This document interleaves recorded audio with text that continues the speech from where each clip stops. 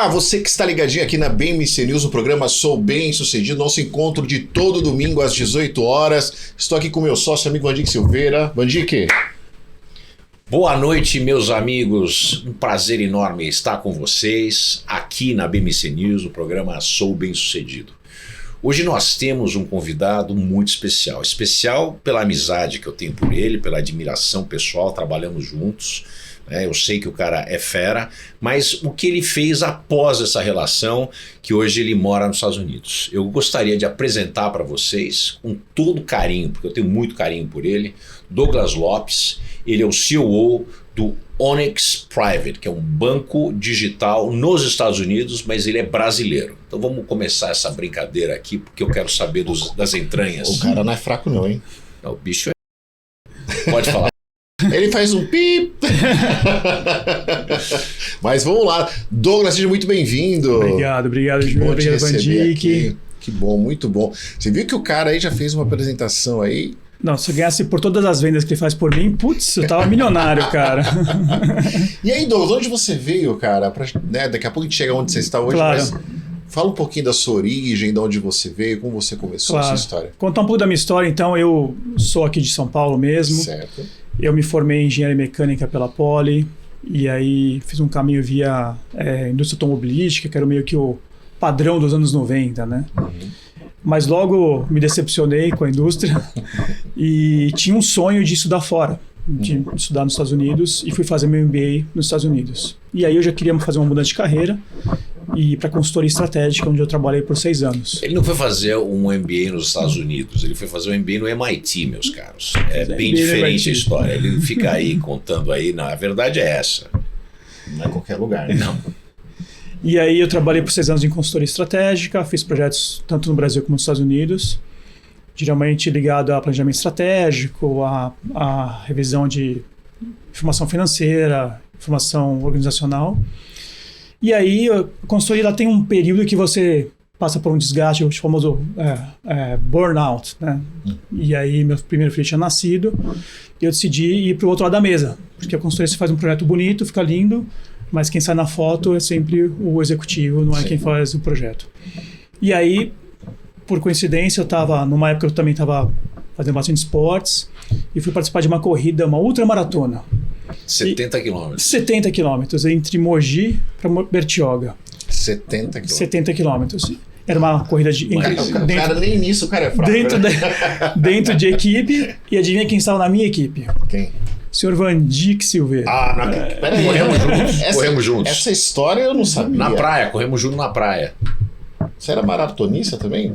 Eu continuo correndo, mas eu não corro com a intensidade porque eu tive um problema nas costas. Mas naquela época eu estava correndo muito. Eu pensei que vocês tinham se encontrado nos Estados Unidos. Não, a gente se encontrou correndo, apresentado por um amigo que é um amigo mútuo da gente. Mas eu não sabia que ia ser ele. A gente correu conversando, fazendo entrevista de emprego lá. Olha só. E isso foi o meu gancho para sair do lado da consultoria e ir pro lado executivo.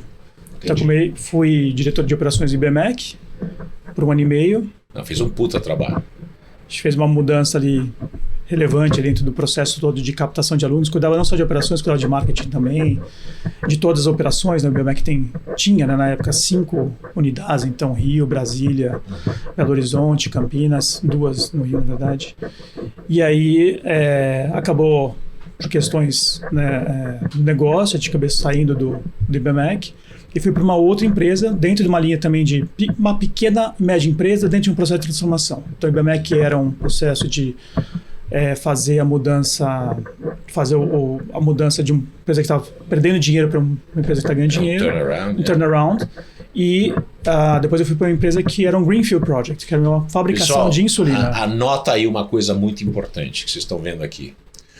Sucesso, como eu digo para vocês, depende de uma daqueles pontos que eu coloco, dos 8 pontos, sobre a nossa direção, começando com a disciplina, e a gente vai naquele ponto importante da resiliência. Por quê? Quando a gente começa a executar, coisas dão certo, coisas dão erradas, e muitas vezes a gente vai ter que fazer um caminho torto.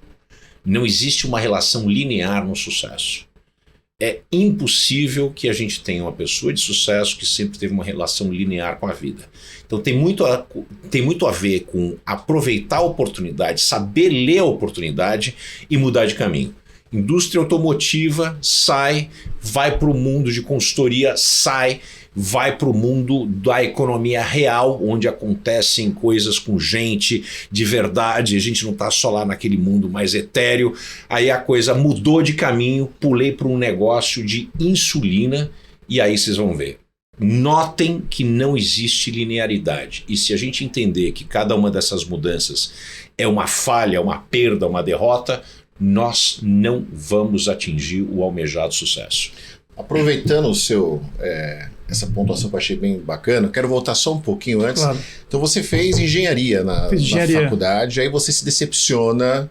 É isso mesmo? Essa é a palavra correta? É isso mesmo. Eu nunca trabalhei com engenharia, para falar bem a verdade. Eu fiz 2 estágios para não querer voltar. E o que tinha lá que fez você não querer? Acho que tinha um pouco de agregar, tipo, 2 coisas importantes. Uma, agregar valor ao negócio. Então, como é que eu posso agregar valor ao negócio? E na engenharia isso fica um pouco limitado. Tá. Então, você está projetando ali uma parte do veículo, então, puxa, legal, você vê o veículo no final, mas você não vê o negócio como um todo.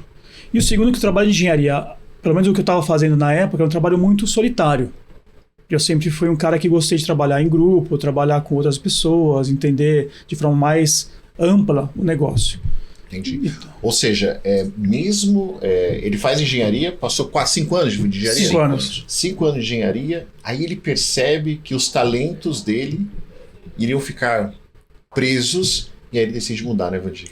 Descobriu as competências laterais dele, que são muito importantes. Essas competências laterais são as coisas que nos ajudam a nos propelir para o sucesso, mas que não é aquela competência que a gente desenvolveu como central. Por exemplo, eu sou economista. Se eu fosse apenas economista e não tivesse outras competências laterais, eu estava até hoje fazendo projeção de IPCA e era isso. Né? A mesma coisa com ele.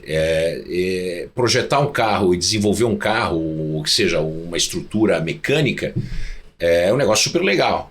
Mas ele tem diversas competências laterais que eles são transferíveis para outras coisas. E isso que trouxe ele para onde ele está hoje. E é importante a gente estar aberto a isso, né? Mas se não tiver aberto para isso, a vida, se você não sair da sua zona de conforto, daquilo que você é, por exemplo, para você que é dentista, para você que é médico, para você que é advogado, para você que é engenheiro e está produzindo casas.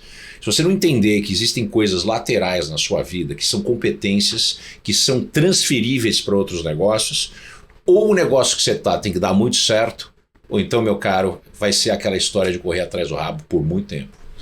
E é legal vocês estão falando isso daí, porque uma coisa que eu sempre falo para minha equipe, né, independentemente do nível da pessoa, olhe o negócio, não olhe só a sua função.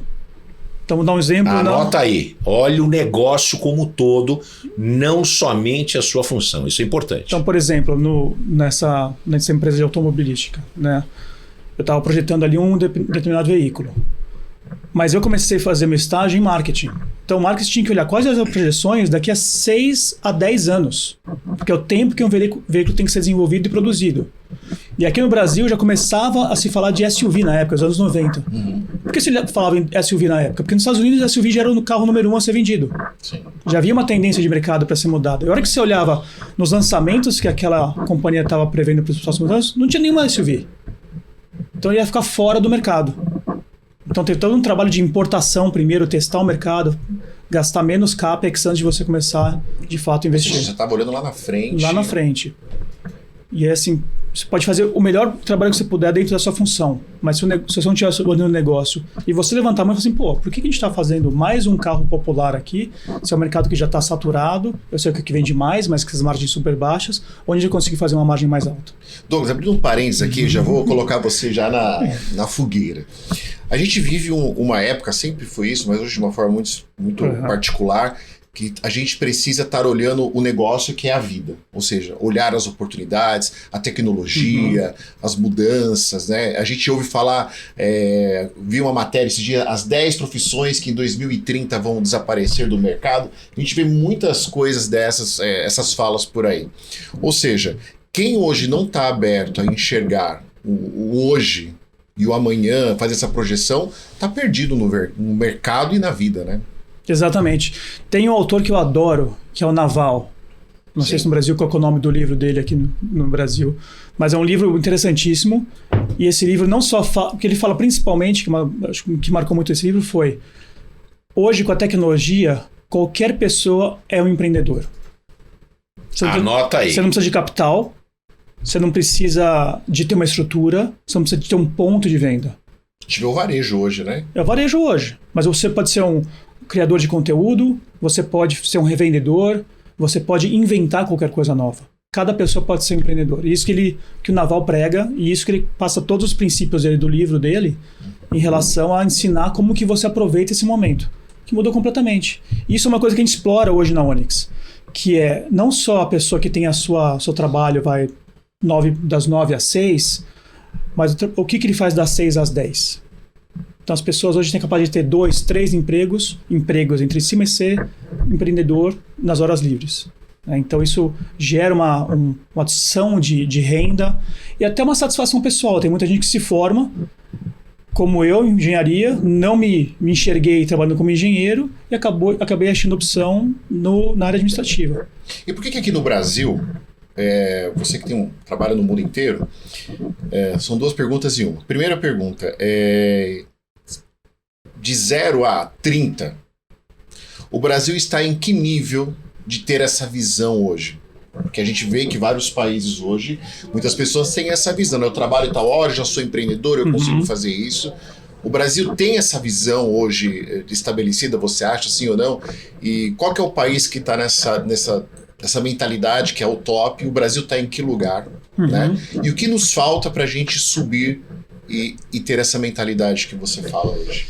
Eu acho, Júnior, que assim, o Brasil tem uma coisa que eu acho espetacular, que você não vê isso em todas as culturas, que é que por um lado pode parecer muito negativo, que é o jeitinho brasileiro, sim, mas que por outro é muito positivo, que é a criatividade do brasileiro.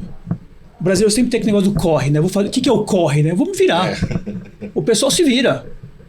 Né? Então o brasileiro, se você olhar para o brasileiro no mundo, é uma mão de obra super requisitada, porque o brasileiro é capaz de fazer qualquer atividade. Ele não tem restrição. Né? Os países que passaram por um treinamento muito forte lá do técnico, então Alemanha, próprios Estados Unidos, eles foram treinados aquela pessoa para fazer aquela atividade. E fica ali. O cara sabe fazer super bem aquilo, mas ele não consegue sair 1 centímetro para um lado, 1 centímetro para o outro. E no Brasil, como a educação nunca foi lá essas coisas, a pessoa sempre aprendeu a se virar. Então acho que o Brasil de 0 a 30, eu posso dizer que está na posição 15, mas muito mais pelo esforço das pessoas do que pela estrutura que é dada a elas. Os países que estão mais avançados são os países, ao meu ver, são os países asiáticos. Acho que a grande transformação está lá. Você vê a transformação bancária que foi feita na China, no Japão, Singapura, essa parte de criadores de conteúdo, né, como hoje o uso das tecnologias digitais, como o celular, como o próprio computador, tem mudado. E para mim é a maior mudança de transformação de riqueza que acontece nessa geração vai ser agora com essa facilidade digital. Então se você fala assim, qual que é o grande marco de um determinado governo para fazer com que o país dê um salto para frente? Para mim, é a implantação de uma rede 5G. Isso para mim é a infraestrutura, e não a infraestrutura de portos, de aeroportos, mas a infraestrutura tecnológica é o que vai fazer com que o Brasil vá para frente, pelo nível criativo das pessoas, pela capacidade de uma malha tecnológica. Uma malha tecnológica. No país. E a capacidade dos brasileiros de se reinventar. Eu acho que eu acho que o Brasil não está mais para cima por um detalhe: a capacidade de falar inglês. Se a gente conseguir implementar, parece bobo isso, mas todo mundo que você fala assim, encontrando, você fala inglês, o cara fala. Anota aí. Falo. Falar inglês é fundamental para sua carreira, mesmo no Brasil. Apenas 1% da população brasileira é fluente em inglês. Tá brincando. Apenas 1% da população é baixíssimo. Brasileira. É muito baixo. É baixíssimo. Mas se você pegar o currículo lá, 50% do currículo vão falar assim, eu falo inglês. Para você chegar no cara e falar assim, não, sabe que eu tô meio destreinado, Faz tempo que eu não falo. O jeitinho. O jeitinho. E não sai. E se você entrevista brasileiro para tentar contratar e o cara diz que é fluente, né? Eu tenho. A nossa empresa, o idioma oficial é o inglês. É o inglês, obviamente. A gente tem a maior parte dos nossos funcionários são brasileiros, mas o idioma oficial é o inglês. Porque você tem todas as relações com os parceiros de negócio. Você tem que entender as regras de negócio em inglês. Então, acho que o inglês é fundamental. Eu sempre digo isso, que um dos maiores problemas, os maiores detratores do Brasil, além da educação fundamental e média serem terríveis, mas que a ausência do inglês é que o mundo não espera para produzir o material da tecnologia ou do equipamento em português. Sai em inglês. O chinês que não fala, mas lê, o indiano que fala e lê, ele lê o negócio, assume, internaliza aquilo e começa a fazer. E o brasileiro não consegue usar a tecnologia porque ele nem entende como é que funciona o negócio, faz meio que na raça. Não explora o potencial total da tecnologia. A impressão que eu tenho é que quando fala de ter inglês, parece que o pessoal acha que isso é um luxo e não é. Não é luxo. Não é. Não, mas concorda que às vezes a impressão que dá que as pessoas tratam como se o inglês fosse luxo. E não é. Para contratar, se o cara não fala inglês, ele nem fala. E volta na questão do princípio do naval. Com a disponibilidade que você tem hoje de cursos online gratuitos, que você faz no seu celular, dentro do metrô, ao caminho do trabalho, ou voltando ao trabalho. Então, em vez de assistir novela, escuta ali 1 hora de inglês. Escuta um podcast em inglês. Assiste um filme. Claro. Sem usar legenda. De graça. Você pode assistir, parar, quando você não entendeu, volta 10 vezes. Eu, quando não comecei a aprender inglês, eu li um livro com um dicionário gigante do lado e toda palavra que eu não sabia, eu grifava no dicionário para saber que tinha uma conexão. E eu ia profundamente nisso, porque eu queria ser absolutamente fluente em inglês.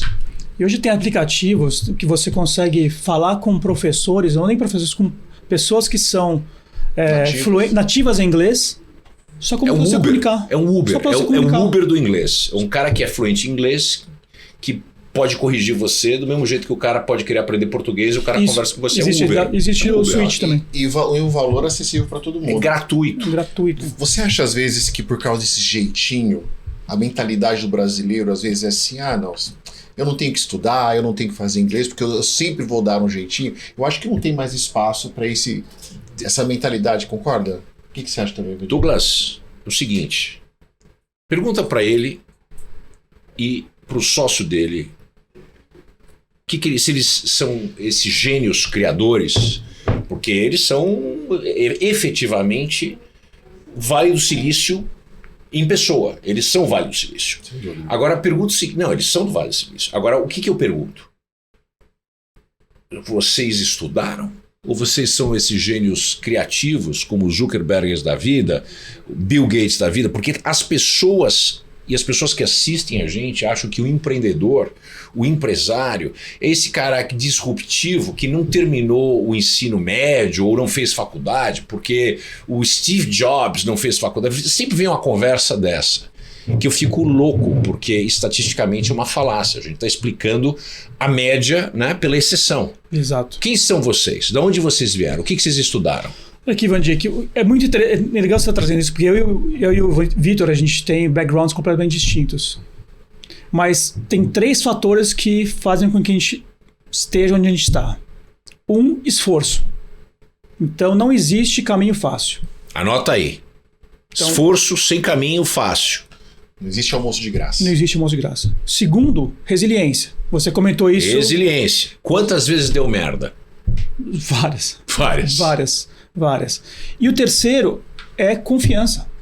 Pessoal, confiança. Fé. No Brasil tem muita fé, né? Tem fé nele mesmo. Lembra que eu falei para vocês na sessão sobre mudança comportamental que nós devemos ser brutalmente honestos com os desafios que a gente tem, mas sempre ter fé que o final vai dar certo.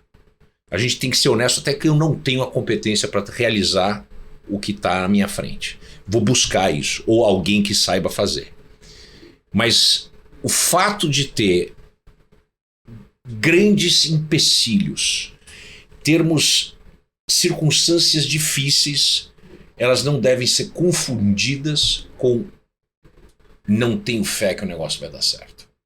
Então, olha só, eu sempre estudei inglês. Foi uma prerrogativa da minha família. Então, desde pequeno. O Vitor nunca estudou. Ele mudou um dia, o pai dele falou assim, vamos para os Estados Unidos, levou ele, e ele nunca tinha falado uma palavra em inglês. Tem que se virar nos 30 ali, como o pessoal fala, né?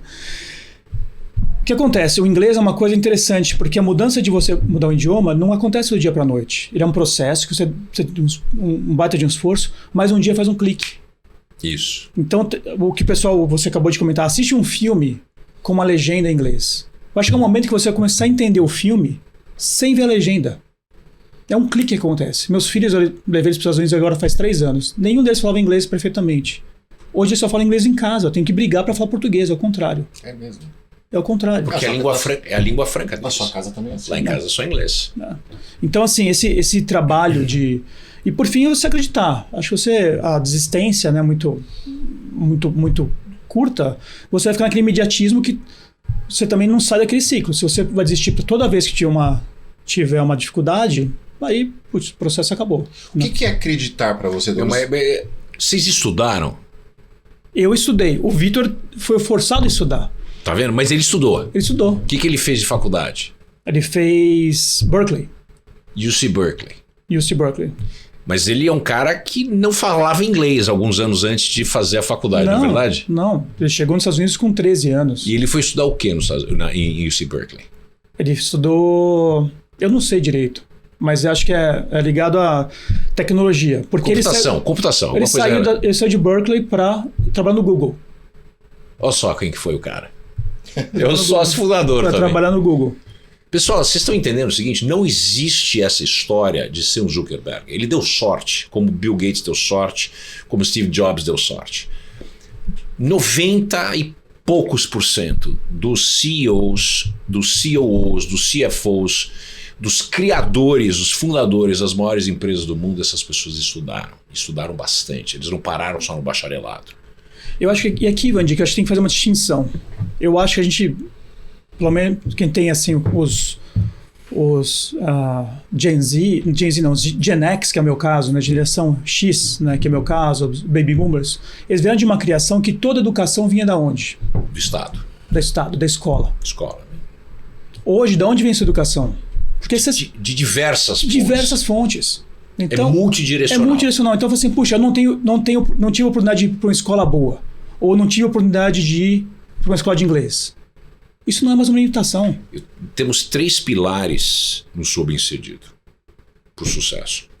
Eu vivi em 7 países, eu trabalhei em 74 países. Conheci gente de muito sucesso em várias áreas da vida nesses países. Gente que não tem nada a ver fisicamente. Um é branco, outro é preto, o cara é azul, o cara um ganhou muito dinheiro, o outro não ganhou muito dinheiro, mas conseguiu fazer coisas incríveis. São pessoas que têm, se você olhar a olho nu, elas não têm nada em comum. Mas eu descobri 3 coisas que elas têm em comum, de fato, que a gente precisa, né, cavocar um pouco para encontrar. Primeiro, elas são educadas, elas têm grande conhecimento, formal e informal. Tá aí o conhecimento informal. Segundo, elas têm experiências. Elas fazem a coisa desse jeito, daqui a pouco ela faz a coisa desse jeito para ver se o negócio fica de pé, que também tem a ver com a resiliência. O cara olha pelo outro lado, todos os ângulos do negócio. Essa experiência é importante. E terceiro, essas pessoas invariavelmente têm um equilíbrio emocional e uma blindagem mental que cola tudo, né? Cola o conhecimento, a experiência, cola aquilo e vira uma espécie de fermento. E as pessoas vão para frente. Que é o foco, né? É o foco. É o foco. É o seguinte, tá muito bom, hein? Tá muito bom. No próximo bloco, quero que você defina para mim o que é acreditar para você. Porque as pessoas podem interpretar de várias formas. Eu acho que é muito importante. Bom, é o seguinte, agora, nosso programa, agora vamos lançar um quadro novo hoje, que é o do Dunga. Onde ele vai dar sempre uma dica para nós, né? Como a gente administra isso na nossa casa, no nosso dia a dia. Você vai agora ver a dica do Dunga, e a gente vai para o intervalo e no próximo bloco a gente volta. Anota Vamos aí. Lá. Olá, Júnior. Tudo bem, querido? Olá, Vandique, e a todos vocês que fazem parte desse projeto sensacional Sou Bem-Sucedido. Eu sou o Dunga, estou participando agora desse momento com vocês, dando a minha contribuição. Eu sou missionário há 33 anos, Minha primeira formação é mecânica. Tenho 59 anos de idade. Eu gostaria de falar com você sobre um tema muito interessante para todos nós. O medo. Mas não é qualquer medo. Aliás, sobra coragem para cada um de nós. Afinal de contas, somos homens e também mulheres bem-sucedidos, que avançaram, que acreditaram naquela ideia, naquela inspiração. Eu me lembro quando eu era bem pequeno, fazendo a cerca de bambu no quintal da minha casa, junto com meu pai, e eu fiz a seguinte pergunta a ele: pai, o que é uma ideia? Ele se debruçou no cabo da enxada, pensou um pouquinho, olhou para o céu, com aquele matinho aqui no canto da boca e disse: filho, ideia é aquilo que ainda ninguém pensou para resolver o meu problema. Bom, a partir daquele dia, eu decidi ser um homem de ideias, de inspirações. E isso alavancou a minha vida. Me fez ser um empreendedor, me fez ser um homem que tentasse enxergar um pouco à frente do tempo que estava vivendo. Bom, com isso, eu me tornei também, assim como vocês, uma pessoa bem-sucedida. Que será sucedida por alguém que sucedeu alguém que vai conhecer a realização, o êxito e também, por que não dizer, o sucesso. Mas isso nos causa um medo, porque eu não estive naquela foto da família. Eu não participei daquele passeio. Eu sinto que meu tempo está se esgotando. Sinto que não aproveitei tanto quanto poderia aproveitar com a minha esposa, com os meus filhos. E aí? O que eu faço com esse medo? Eu chamo de Deus, de Jesus Cristo. Muitos chamam de poder superior, o Criador. Mas quem te criou é também o Senhor do tempo. E a grande notícia que eu quero dar a você agora é que o tempo cronológico pode ter passado, mas o Kairos, aquele momento da graça, aquele momento de qualidade, subsiste dentro de cada um de nós. Fica tranquilo. Esse medo é comum aos homens e mulheres que fazem as coisas acontecerem. Mas o Criador, aquele que é o Senhor do tempo, pode dar a mim e a você qualidade de tempo, qualidade de vida, de tal forma que essa culpa ou esse medo nós vamos saber administrar pelo resto da nossa vida. Continue sendo um homem bem-sucedido, uma mulher bem-sucedida. Esse medo vai te acompanhar, não tem como. Mas agora você já sabe, o pouco tempo cronológico que eu e você temos para cuidar dos nossos, porque cuidamos de muitas pessoas, será de muita qualidade. Fica tranquilo. O seu prêmio, ele é reduzido em tempo cronos, mas é expansivo em tempo kairos. Uma hora pode ser um dia e pode ser um ano. Tal é o tamanho da graça que pode recair sobre nós. Bom dia, boa tarde, boa noite, onde você estiver. Deus te abençoe.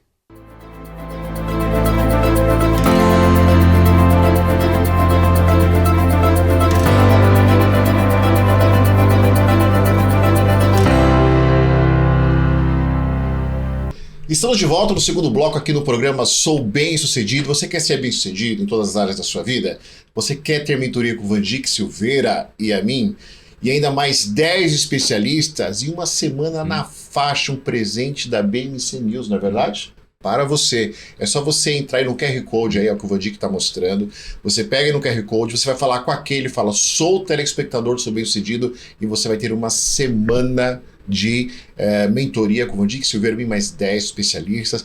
Pegou a dica do Dunga aí? Segue que vai dar tudo certo. O cara é um fera aqui. O nosso convidado feríssimo, é um fera. feríssimo. Olha, eu posso falar que eu fui mentorado do Vandic, então vale muito a pena essa semana, viu? Então, vale muito a pena. Eu viu? acho que foi mais eu mentorado. Bom, voltando aqui, Douglas, o que é, você falou no bloco anterior sobre acreditar, né? O que é acreditar? Você deu as dicas, o Modesto falou acreditar. Defina pra gente o que é acreditar. Acreditar é ter foco. Assim, eu lembro muito... Anota aí. É ter foco. Então, é acima de tudo ter foco. Então, as pessoas... É muito fácil você chamar desculpa para não fazer determinada coisa. Anota aí. É muito fácil. Boa. Ah, porque choveu... É o cara que arruma um problema para cada solução, não uma solução para cada problema. Exatamente, exatamente. Ah, porque tá chovendo. Ah, legal. Quando faz sol, você faz? Também não faz. Né? Quando você faz, pô. Quando tá ventando, também não vou sair. Então, assim, as pessoas são muito mais acostumadas a arrumar uma desculpa Sim. do que a ficar focado. Zona de conforto, né? O bundão é bem macio, o cara senta lá e tem uma tendência de não sair daquele lugar. E não é só isso, Vandic, tem muito, assim, hoje em dia, principalmente com essa facilidade que você tem de inúmeros apps, inúmeros canais dentro do YouTube, é muito fácil você se perder. Sim. É muito interessante. Então, puxa, eu vou ficar vendo aqui sobre a vida do urso polar. Pô, interessante. Como é que isso vai mudar minha vida em termos do que eu quero crescer? Sim. Então você tem que ter foco. Você tem que ter seu tempo também de relaxar. Sim. Mas o foco é fundamental. Eu vejo muito esses treinamentos, eu gosto muito de esporte, né? Sempre fiz bastante esporte. E hoje eu jogo tênis. Então você vê muito dos tenistas profissionais, não os profissionais, mas o pessoal que está crescendo e que acaba ficando pelo meio do caminho, ele fala assim, puxa, mas a quadra não estava tão boa hoje. Mas peraí, a quadra estava diferente para outro jogador? Porque o outro conseguiu ganhar e você não? Porque eu não consegui treinar. Por que você não conseguiu treinar e o outro jogador conseguiu treinar? Você está falando também de autorresponsabilidade. A autorresponsabilidade. Bacana. Então, até o Vandic falou no primeiro bloco sobre o pessoal ter sorte. Só tem sorte quem treina, né, 10 horas por dia, 6 horas por dia. O Senna tinha muita sorte como o Cristiano Ronaldo. Eles chegavam 2 horas antes no autódromo e no campo de futebol. Eu sei disso porque eu morei na Espanha e eu encontrei o Cristiano Ronaldo, não sou amigo, não sabe, mas eu vi. Ele era o primeiro cara a chegar no Santiago Bernabéu. Por quê? Porque ele é um cara medíocre em futebol. Só que ele se faz diferenciado pelo esforço que ele tem e essa disciplina inabalável. Se ele não fizesse isso, ele seria um cara medíocre. É o efeito que eu chamo do Romário. O Romário podia ter sido o maior jogador da história. Mas sem disciplina, não tem jeito. Quem que é o maior jogador de basquete do mundo? De todos os tempos? Michael Jordan. Michael Jordan. Ele foi o primeiro draftado da NBA? Não. Não foi. Não era o preferido. Ele foi o melhor jogador do time de high school dele quando ele entrou? Não foi MVP. Não foi MVP. Então, se você pegar... Tem um documentário que é fantástico, que é o The Last Dance, que tá na Netflix. É um documentário que eu recomendo todo mundo assistir, porque mostra uma frase que ele tem, que ele falou... Assistam, anota aí. E olha o que ele fala, assim, eu nunca pedi para os meus companheiros de time fazer uma coisa que eu mesmo não fazia. Primeiro eu, depois eu falo dos outros. Não, assim... Primeiro eu faço, antes de exigir isso. Vou mostrar. Ele treinava mais... O que você falou do Cristiano Ronaldo, o Michael Jordan é a mesma coisa. Ele treinava mais que todo mundo. Ele fazia mais arremesso que todo mundo. Sorte. De forma alguma, né? Sorte não, né? Na hora que precisava que ele decidisse o ponto, ele tinha feito aquele arremesso 3.000 vezes. Quem fazia isso, que virou o maior three-pointer da história, foi o... Como é o nome do grandão lá? Esqueci o nome dele, mas ele fazia todos os dias 2.000 arremessos. E se ele tivesse acertado todos, ele continuaria até o 2.000, porque ele falou assim, o fato de eu conseguir... LeBron, maior three-pointer da história. O cara faz 2.000 cestas por dia. Por quê? Porque para ele acertar na hora da fornalha emocional no meio do jogo, é diferente. E se ele não fizer as 2.000 cestas por dia... Vocês acham que... A pergunta para os dois aqui. Vocês acham que aqui no Brasil, por exemplo, por causa desse pensamento de jeitinho brasileiro, as pessoas acabam achando que ou é sorte, ou tudo aquilo que foi conquistado é porque não teve esforço e foi lá e conseguiu? O Brasil odeia sucesso. O Brasil odeia sucesso. A gente sempre culpa o sucesso das pessoas, o sucesso, principalmente o sucesso financeiro, em algum tipo de atributo, ou herdou, ou roubou, ou teve quem indicou, é sempre isso, tá certo? Eu vou dizer, na minha vida ninguém me ajudou, eu nasci numa família rica e foi isso, eles me deram a oportunidade de eu estudar fora nos Estados Unidos. O resto, meu caro, ninguém me ajudou aqui, ninguém abriu nenhuma, aliás, fecharam muitas portas para mim. Eu acho que outro ponto que você perguntou, Júnior, sobre o que é acreditar para você. é você entender que você precisa se adaptar.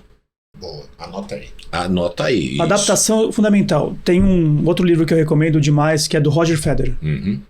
O Roger Federer, ele é um fenômeno, né? Um dos maiores jogadores da história. Ele começou a ganhar todos os títulos. Apareceu um novo jogador, um espanholzinho, chamado Rafael Nadal. E todo... Ele teve que mudar completamente o jogo dele para poder ganhar do Nadal e voltar a ser campeão dos Grand Slams. Quando ele achou que, puxa, agora eu superei esse cara, eu sei que eu não vou ganhar dele lá na quadra de terra, mas eu vou ganhar na quadra rápido. Quem que aparece? Djokovic. Tem que aprender de novo a me adaptar, mudar o jogo completamente. O Federer mudou o jogo pelo menos 4 vezes na carreira dele para poder ter o sucesso que ele teve. É o que aconteceu com o seu sócio, né? Teve que Se adaptar. se adaptar. Se adaptar. E fala pra gente... E eu também, né? Então eu saí de engenharia, fui para administração, fui para educação, fui para biotecnologia e para fintech. Você assim, poxa, tem gente que faz uma carreira só, numa empresa só, ou dentro de uma indústria só, né? Acaba mudando de mesma indústria, mas para outras empresas, né? Então essa capacidade de adaptação em você se reconhecer, saber, puxa, eu tô aqui num estágio anterior, como é que eu chego no estágio que eu preciso estar para poder render mais? Então, por exemplo, quando eu fui trabalhar com o Van Dijk no BMAC, o que o Van Dijk falou para mim? Tá aqui, ó, 10 livros para você ler. Comprei os livros, li todos. Isso não é a cara. E eu comprei... Não, tem um livro muito importante, que a gente tinha um problema muito sério de atendimento. E eu comprei para todo mundo o livro da história da recuperação da SAS, da Scandinavian Air Services, que o cara empoderou os funcionários da empresa, inclusive para poder tomar decisões que muitas vezes só em nível C-level e um nível abaixo poderia ser decidido. E esse cara, o Ian Carzon, que foi esse grande CEO da Scandinavian Air Services, ele trouxe isso para a ponta, para que essas pessoas fossem valorizadas e aprendessem a tomar decisão. Não simplesmente não agir e dizer não e falar para o chefe, olha, eu não tinha poder. Entendi. E a Onyx? Eu acho que a Onyx, como é que a gente chegou na Onyx? Acho que uma coisa interessante se você quer ter sucesso, comece com um problema que você tem. Isso é super importante. Então, qual o problema que eu tenho? Anota aí. Então, o que aconteceu? O Vitor tinha fundado uma outra fintech chamada AirFox, que se transformou no Bank e acabou sendo adquirido pela Via Varejo.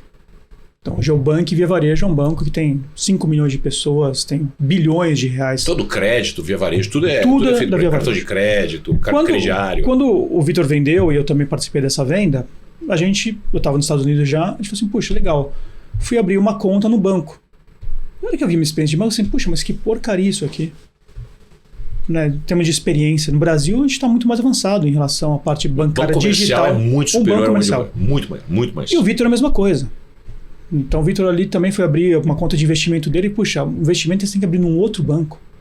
Então você estava ali no Chase, se você está no Chase, tem que abrir no JP Morgan. JP Morgan. Se você está no Bank of America, que é o meu caso, tinha que abrir no Merrill Lynch.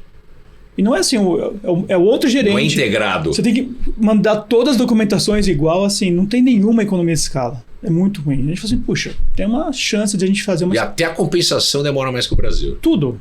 A compensação hoje de um depósito nos Estados Unidos demora de 3 a 5 dias. É o famoso...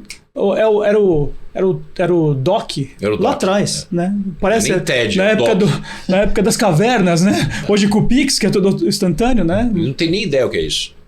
Lá ainda demora de 3 a 5 dias para você fazer uma compensação ou você gastar um valor exorbitante para fazer uma wire transfer, que é o TED, que é no mesmo dia, custa pelo menos $30 por transação. Então a gente viu que tinha esse espaço. A gente falou assim, puxa, é uma dor que eu tenho. Então eu não estou criando... A hora que a gente criou o Onyx como um banco digital, a gente não criou o banco digital para as outras pessoas, a gente criou para a gente mesmo. Então a gente tinha 3 problemas. Qual que é o primeiro problema? Uma experiência bancária superior ao que existia no momento. Hoje nos Estados Unidos existem mais de 4 mil bancos. Isso já foi pior, já teve mais de 10 mil bancos, mais de 20 mil bancos. E vem se consolidando, mas são 4 mil bancos. Quando você fala dos 3 principais, que é o Bank of America, o Chase e o Wells Fargo, você fala de 40% do mercado. Então, 60% do mercado que estão na mão de bancos regionais ou que chamam de community banks, que são bancos muito pequenos. Se a experiência digital do Chase, Bank of America e Wells Fargo é ruim, a hora que você vai para um banco digital Community Bank é deplorável quando existe. Porque muitas vezes você não tem um app. Você ainda está ali só no internet banking. O cara te dá o cheque. Ou tem que ir no cheque e tem que ir na agência. Então a gente fala assim, puxa, tem muito espaço para a gente melhorar. Então a gente, puxa, vamos dar uma experiência bancária muito melhor. Por exemplo, fazer essa wire transfer, que é uma transferência de um valor. Muitos dos nossos usuários são investidores também. Tá. Então você tem que fazer uma transferência que é uma wire transfer de 10 mil, 20 mil, 50 mil dólares, você tem que ir numa agência. Pessoalmente, assinar para o gerente, o atendente, olhar para a sua cara, pedir sua identidade, ver que você é você e você paga $30 por isso ainda. Arcaico, né? Arcaico. Hoje, como a gente faz? A gente faz primeiro, quando você entra no Onyx, você faz um Face ID. Você faz um reconhecimento facial. Uma selfie. Você faz uma selfie e coloca o seu documento. Eu sei que é você. Quando você tem que fazer um documento, uma transferência desse montante, a gente pede para confirmar que é você. Então, Júnior, você é essa pessoa, sou eu. Você está fazendo essa transferência de 10 mil dólares? Estou. Tudo bem. Aprovou. Não tem mais trava nenhuma. Então, essa foi a primeira dor que a gente resolveu. A segunda foi a parte de investimento. Investimento, com o advento da XP e diversas outras corretoras digitais, melhorou muito aqui no Brasil. Mas até pouco tempo, se você estivesse num dos 3 bancos principais, Itaú, Bradesco, ou no Banco do Brasil, o que você tinha de produto de investimento super limitado. Era muito limitado. Sim. Era uma renda fixa, né? Ou algum fundo multimercado. Acabou. E Só. Hoje você tem milhares, né, de serviços. Então a gente está resolvendo essa segunda dor. Então os bancos comerciais também só tem aquele padrão de investimento e tem todo o transtorno de você fazer o investimento, de mandar a documentação. Então primeiro a gente pôs no mesmo app. Então, o app que você faz o banco, você faz o investimento. E o segundo, por exemplo, uma coisa que a gente está, um serviço que a gente está oferecendo agora, Tesouro Direto. Tesouro Direto americano, até pouco tempo atrás, era negligenciado. Por quê? Ele rendia... Corretora. Não rendia nada. Não, ele rendia nada. E aí você entrava no site do Tesouro Americano, que é o Treasury Direct, que é o Tesouro Direto. Até o Brasil copiou dessa forma o nome. Só que o Banco Central Brasileiro está anos-luz avançado em relação à facilidade de você comprar um título. Então a gente conseguiu, em 3 cliques, você fazer uma compra de um título do Tesouro Americano. Caramba. É muito fácil, muito fácil. Você escolhe o período, né? Você tem 1 mês, 3 meses, 6 meses ou 12. A maturidade, quanto você quer investir, confirmou, acabou. Já fez a... Já fez. E o terceiro pilar nosso é um pilar de conveniência. Uhum. Então, se você pensa dentro de um nível de sofisticação que a pessoa tem determinado recurso e tem pouco tempo, quanto tempo vocês passam aqui no estúdio? Né? Vocês têm tempo de ver... Por exemplo, você quer jantar hoje, como é que você faz? Ou você dá sorte aqui em São Paulo de ir num restaurante e ter vaga para você, ou você espera 1 hora na fila. Exatamente. Mas se você está com um convidado, se você está ou quer fazer um jantar especial para alguma comemoração, como é que você faz? Você tenta a sorte. Ou tem que chegar lá às 19h50 no máximo, porque senão o cara não segura. Muito mais cedo. Então o que a gente tem? O terceiro pilar é o pilar da conveniência, que é um concierge.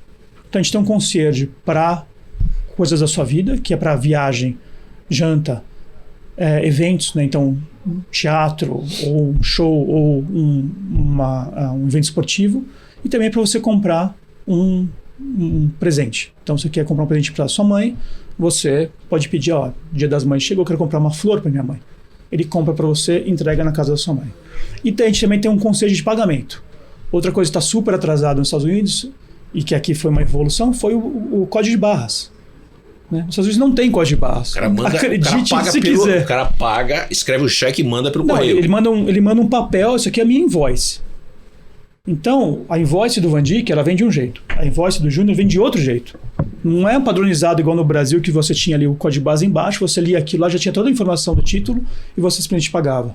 Então, o que o nosso concierge de pagamento faz? Você tira uma foto da invoice, a gente reconhece aquilo, prepara todo o pagamento e te manda de volta. Júnior, tá certo isso aqui? É o valor para pagar $1.000 para essa instituição? Confirmado. Faz um Face ID, tira da sua conta e faz o pagamento. E isso é uma evolução gigantesca nos Estados Unidos, não existe isso. Não existe isso. E é o que o Van Dijk falou, muita gente ainda deixa uma invoice na nossa mão e vai embora. E aí o pessoal paga com cheque. Hoje vocês só estão nos Pelo Estados correio. Unidos. Pelo correio. Pelo correio. Hoje a gente só opera nos Estados Unidos. Esse mercado que a gente está explorando, o que a gente chama de Henrys, High Earners Not Rich Yet. São as pessoas que ganham acima de $150 mil e que ainda não estão no nível de private bank. Então, que requerem essa sofisticação. Nos Estados Unidos existem 10 milhões de pessoas nessa faixa, e sendo que 7 milhões estão nas 25 maiores metro cities, nas regiões metropolitanas maiores. E é o que a gente está explorando. Então assim, puxa, você não quer montar o Onyx no Brasil? Eu adoraria, mas o mercado americano é tão grande que... Não dá nem tempo de olhar hoje. A gente não está focando no Brasil. De novo, é foco. Não adianta resolver o mundo. Não adianta resolver o problema do mundo. Né? Então a gente... Anota aí, não adianta tentar resolver o problema do mundo. Acho isso fundamental. E a gente vê, né, Vandir, quantas pessoas a gente conhece, às vezes a pessoa tem uma ideia boa, ela tem um produto bom, e antes de ela focar ali onde ela precisa, ela já quer abrir vários horizontes, já quer filiais, franquias, e ela tem que focar ali como eles estão. É muito fácil, existem vários cantos de sereia no caminho, coisas que distraem a gente daquilo que é essencial. Eu pergunto muito nas empresas que eu trabalho hoje, eu também sou CEO de uma EdTech, e vem várias ideias. Eu falei assim, como esse negócio contribui com a nossa meta de ter 1 milhão de alunos fazendo EJA em 4 anos? Não contribui? Esquece, não quero nem ouvir isso aí. E outra coisa que a gente olha muito, Vandir, que é que isso ajuda o meu consumidor. Perfeito. Então, eu vou lançar um negócio novo. Como isso vai ajudar o meu consumidor? Quantos consumidores, quantos usuários isso vai impactar? Então, a gente tem uma ideia super boa. A gente acabou de lançar uma que a gente faz o depósito recorrente. Então, você consegue planejar de fazer um depósito na sua conta ali a cada mês. Puxa, por quê? Porque a gente viu que todo mês a pessoa tinha que entrar e fazer a operação. A gente quer facilitar ainda mais a vida da pessoa. A gente quer trazer essa conveniência ainda maior para as pessoas que usam o nosso aplicativo. Então, nota aí, o que eles estão vendendo? Eles estão vendendo conveniência a um nível extremamente sofisticado. Exatamente. Então, a gente tem a conveniência de todo o serviço, a segurança, né? E também a gente tem uma rentabilidade maior. Ah, isso é interessante, explica. Então, os bancos tradicionais, quando você deixa o seu dinheiro parado na sua conta corrente, quanto que vocês ganham de remuneração aqui nos Estados Unidos? Se você tinha uma conta normal, no Brasil, desculpa, zero. Nos Estados Unidos também. Então a nossa conta, ela paga 1,5%. Uma espécie de CDB. Um CDB automático que ele vai com baixa automática, que ele vai remunerando a conta parada. Vocês estão emprestando dinheiro também? Não, ainda não. A parte de crédito é uma parte que a gente quer lançar o ano que vem. Mas antes do crédito, Vandir, o que a gente quer explorar principalmente é a parte do Financial Advisor. Perfeito. Então, é a pessoa que vai ajudar, puxa, eu agora recebi esse dinheiro, ou estou com um salário maior, tenho esse dinheiro disponível para investir, aonde eu invisto? Como que tradicionalmente isso é feito nos Estados Unidos ainda? Ainda tem uma sala que você tem que ligar para pessoas, tem que agendar um horário, você tem que ir lá pessoalmente. O pessoal vai levar todos os papéis da sua vida, tudo que você tem. E aqui, ele vai voltar depois de um mês, assim, o seu plano é esse aqui, vamos começar a fazer investimento. Aqui no Brasil isso já está mais desenvolvido, mas ainda tem essa figura muito pessoal. O que a gente quer fazer? Tudo in-app chat. Tudo chat pelo celular, como se fosse no WhatsApp. Você falando com o seu financial advisor pelo celular, pelo WhatsApp. Então, assim, puxa, você primeiro conecta as suas contas de investimento através do Open Banking, que isso já é mais difundido nos Estados Unidos. O advisor já tem toda a visão de como estão as suas contas, como estão os seus investimentos, e a partir daí ele já faz toda a operação de melhoria. Isso é um negócio que falta no Brasil. Isso já tem os agentes autônomos, né? Já fazem isso muito bem, via XP, via BTG, já fizeram muitas ferramentas muito boas para fazer isso daí. Mas lá ainda falta, e tem essa figura ainda da parte presencial que a gente, assim como a gente está brigando para a pessoa não ter que ir mais na agência, no banco, para assinar papel ou para fazer alguma operação, a gente quer tirar também que a pessoa vá presencialmente fazer uma entrevista e faça isso tudo por in-app chat. Hoje você mora no Brasil ou mora... Eu moro nos Estados Unidos, eu moro na Flórida. Na Flórida. Na Flórida. E aí a gente falou de focar, por exemplo, a Flórida, a gente está explorando muito a Flórida e Nova York. Por quê? Porque se for atacar os Estados Unidos inteiro, só a economia da Flórida, o PIB da Flórida, é do tamanho quase do PIB do Brasil. Da Flórida. Da Flórida. Um estado, são 50 estados A dos Estados Unidos. Califórnia é muito maior que o do Brasil. E Nova York também. Então a gente está começando principalmente pela Flórida e estamos subindo e olhando para a costa leste, até pela facilidade de time zone. Né? Quais são os desafios hoje que você encontra de distrações no caminho? Porque vai aparecendo várias distrações, podemos assim dizer. Sereia. Aparece na sua vida? Demais. No seu business? Como é que... Demais. Tem uma que a gente pede para aparecer, que a gente pede muito feedback do usuário. Então, o que você gostaria que tivesse dentro do app? E as pessoas trazem um pouco a dor delas. Não necessariamente a dor da maioria dos usuários. Pessoal, a voz do cliente é essencial. É fundamental. Se você não escutar a voz do seu cliente, você está dando tiro no escuro. Não vai acertar nada, vai gastar munição e vai sair do negócio. A gente usa uma sistemática igual da Amazon, que é a cadeira vazia na sala de reunião que representa o cliente. Então a gente tem essa cadeira vazia e toda semana a gente tem uma reunião para falar todos os aprendizados que a gente teve, qualquer interação que a gente teve com qualquer consumidor dentro dos nossos canais. Então a gente tem os canais das redes sociais, tem o nosso próprio suporte, que as pessoas mandam atendimento, ou às vezes a gente liga. A gente proativamente liga para os usuários e diz assim, Gui, tá gostando? O que você tá achando? O que a gente precisa melhorar? E a gente pega esse feedback e a gente toda semana faz uma reunião de entendimento ou melhoria do cliente. Legal. Outro ponto de distração é a nossa criatividade. Então, nossa energia. Então, todo mundo quer fazer de tudo, todo mundo quer melhorar tudo, e se você quiser fazer tudo, você não faz nada. Você não faz nada bem. Sim. Então, por exemplo, qual o canal de rede social a gente vai explorar? Então, hoje você tem TikTok, Instagram, você tem o Facebook, você tem o YouTube, você tem o Twitter, você tem Snapchat. Se você for atuar em 6 redes sociais ao mesmo tempo, são públicos diferentes, são formas de comunicação diferentes, são discursos diferentes. Então a gente vai fazer tudo mal. Então a gente vai focar qual que é o principal, onde estão o Generation X, né, o Generation Z, que é o nosso foco, e os Millennials. Estão no Instagram. É esse público que a gente quer pegar. Então vamos focar no Instagram. Então hoje o nosso principal canal de rede social é o Instagram. A gente tem umas contas do Twitter, LinkedIn, mas de forma institucional. Mas a gente não explora isso de forma de marketing, de negócio de venda. Legal. O cara é fera. Eu conheço, sei que o cara é muito bom. O cara é fera. Dô, a gente está encerrando o nosso programa, mas diga pra gente quais são os próximos passos que você quer dar na sua carreira. Você já tem isso programado ou ainda não? Não é o momento disso? O que você enxerga para frente na sua carreira? Eu acho que assim, ir para o lado de empreendedor foi algo que assim, despertou diversos pontos positivos da minha carreira. Eu pretendo continuar dentro dessa área, então eu experimentei um pouco disso na fintech anterior que eu tive, agora nessa que eu sou um cofundador. E eu acho que é um processo que você aprende muito sobre você mesmo e aprende com os outros. Então, quem sabe que é o próximo negócio. Legal. Douglas, obrigado. Foi um prazer te conhecer. Júnior. Esse é o cara. Merece uma salva de palmas esse cara. Obrigado, pessoal. Mandou muito bem. Mandou, não foi? Mandou muito bem. Eu acho que se a gente pudesse, uma das palavras que a gente podia colocar aqui, foco, disciplina. Foco, disciplina, priorização, execução, resiliência,